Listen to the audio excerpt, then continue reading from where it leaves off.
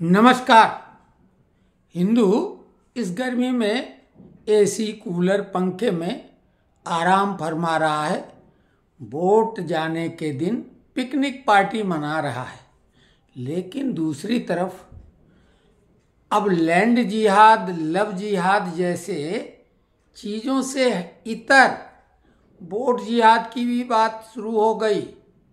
मारिया आलम, बहुत बड़े कांग्रेसी नेता की भतीजी और मारिया आलम के पिता भी इजहार आलम खान विधायक रह चुके हैं। अभी वो उनका देहावसान हो गया। मारिया आलम स्वयं पोस्ट ग्रेजुएट हैं जामिया इस्लामिया से ह्यूमन साइंस में, लेकिन ये पोस्ट ग्रेजुएट सलमान खान की भतीजी फर्रुखाबाद में इसने खुलेआम चेतावनी दी। अब किन वोटरों को दी आप समझ लो, जो जिहाद करते हैं जिहादियों को, कि समय आ गया है वोट जिहाद करने का। आप भले 100 बार हारो, लेकिन प्रयास करते रहो। वोट जिहाद का समय आ गया है, ये स्थिति है। और वोट परसेंटेज कम हो रहा है, लेकिन दूसरी तरफ आपने देखा बुर्का नशीन महिलाएं और पूरी तरीके से ढकी टुपी इस चिलचिलाती धूप में लंबी लंबी लाइनें, लेकिन दूसरी तरफ हिंदू लोग उदासीन हैं। आप किसी को भी वोट दें, ये तो कोई नहीं जानता कौन किसको वोट दे रहा। भाई मुस्लिम महिलाओं से तो भाजपा को भी उम्मीद है, हो सकता है वो लंबी लाइनें भाजपा के लिए लगा रही हूँ, क्योंकि मोदी ने जितना मुस्लिम महिलाओं के लिए किया है, उनकी नरकीय जिंदगी को उन्होंने उससे निकालने की कितनी कोशिश की, भरसक कोशिश की। क्योंकि तलाकशुदा महिला की क्या स्थिति रह जाती थी, नमक ज़्यादा पड़ गया, मिर्ची कम पड़ी, मिर्ची ज़्यादा पड़ गई, नमक कम, इस बात पर तो 3 तलाक हो जाती थी। तो कुल मिला के हो सकता है ये किसको वोट कौन दे रहा है ये मायने नहीं रखता, लेकिन मंशा लोगों की क्या है। वोट जिहाद की अपील मारिया आलम कर रहे हैं और इनके पति भी एएमयू में प्रोफेसर हैं। लेकिन अब इतना पढ़ा लिखा परिवार, अब ये तो इन्हें कोई नहीं कह सकता कि ये नौसिखिए हैं, अनजाने में शब्द निकल गया सोच समझ के। यही नहीं, संभल से शफीकुर रहमान के ग्रांड सन यानी पोते जियाउर रहमान ने तो हद ही कर दी। उन्होंने शहाबुद्दीन साहब, अतीक अहमद साहब, मुख्तार अंसारी साहब, और इनको शहीद बता के मुस्लिमों के मतलब मसीहा बनाया और उनकी शहादत को याद दिलाया। वो शहीद उनकी नज़रों में है और उनके नाम पे वोट मांग रहे हैं। अब चुनाव आयोग स्वाभाविक है इस पे संज्ञान लेगा, कार्रवाई करेगा, और फिर इंडिया जो तथाकथित इंडिया गठबंधन है वो चीखेगा, चिल्लाएगा। और दूसरी तरफ डीप फेक वीडियो बना रहे हैं आरक्षण जैसे संवेदनशील मुद्दे पर।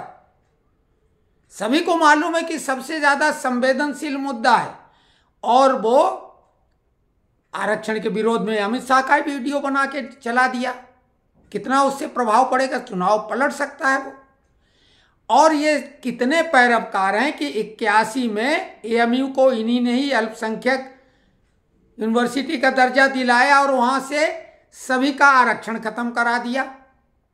कश्मीर में 370 और 35 ए जो हटाया गया, वहां पर जो पाकिस्तान के शरणार्थी आए थे वो केवल स्वीपर सफाई कर्मी का ही कार्य कर सकते थे, भले वो पीएचडी कर लें, उससे आगे नहीं जा सकते थे। वो केवल सफाई कर्मी की हैसियत बना के रखी थी।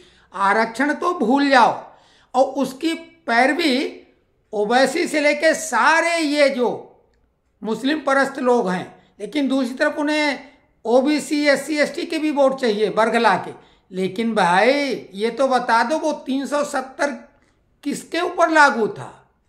वो लागू था आरक्षण के ऊपर। किसी को कोई आरक्षण नहीं, कितने भी पढ़ लिख जाओ, केवल सफाई कर्मचारी बन सकते थे।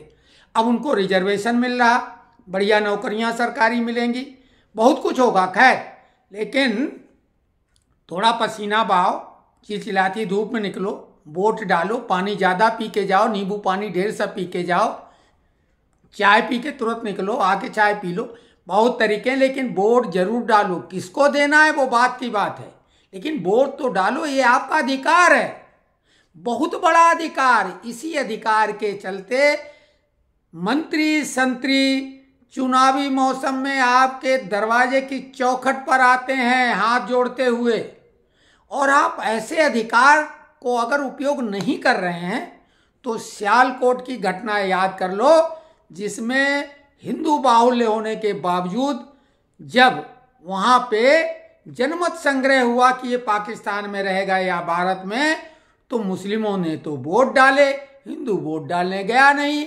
परिणाम वो पाकिस्तान में मिल गया, और बाद में उनकी इज्जत आबरू प्रॉपर्टी सब लूट लिया गया और मरखप गए, और वो सियालकोट पाकिस्तान में हो गया। अब आप वो जो हिंदू वोट डालने नहीं गए थे, उनकी आत्माएं ऊपर से रो रही होंगी कि काश हमने वोट डाल लिया होता। तो देखो, वोट डालो, किसे देना है वो बात की बात है, बाहर निकलो, आपका बहुत बड़ा अधिकार है। और ये जिहाद किसके खिलाफ है ये भी ध्यान रखो। तो ये विश्लेषण कैसा लगा कमेंट्स बॉक्स में लिखो, और अगर पसंद आया है तो चैनल को सब्सक्राइब करो। धन्यवाद।